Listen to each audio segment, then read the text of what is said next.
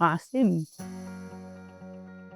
There's this question that you get when you're a kid, anong gagawin mo 'pag naging sobrang yaman ka? Gusto ko talaga nun, magkaroon tayo ng school to teach a lot of people traditional cooking. Ngayon, marami ng magaling gumawa ng pasta, ng American, Western, Italian food, nakakalimutan kung paano magluto ng traditional na kare-kare.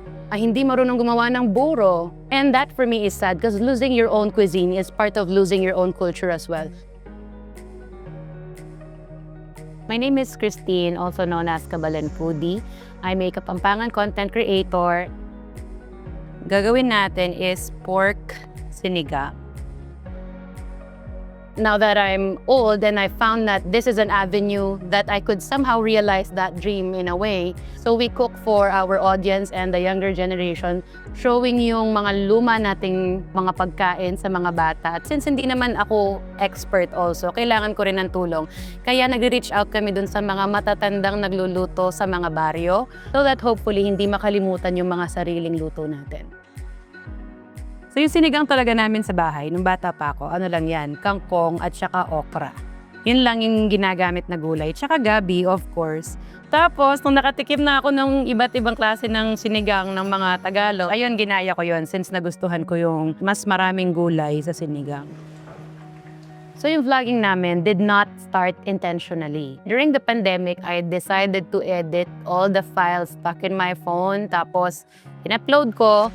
And it just started gaining traction from there. We realized that this is not just for fun anymore because you're affecting people's businesses. So this time, you have to be more sensitive and respectful with the way you present something. Even if you don't like it, how do you present it in a way that's constructive and not hurtful to their business? Kaya minsan ang tanong nila, bakit lahat masarap sa inyong mga vlogger? Ako personally, binubura ko yung personal preference ko.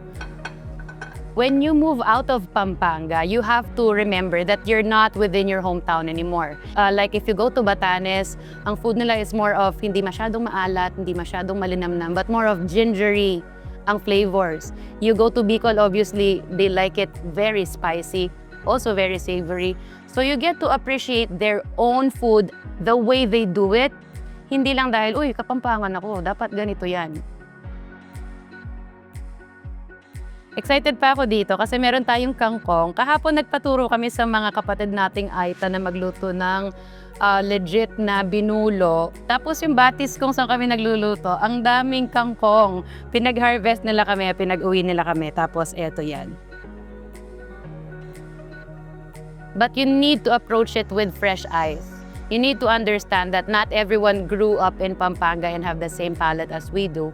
And it's not always a bad thing. You always have to understand who are they cooking for, what's their inspiration or the basis of this dish that they made.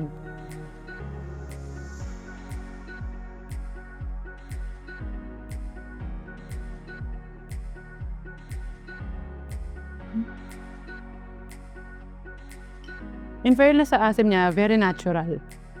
Ang sarap.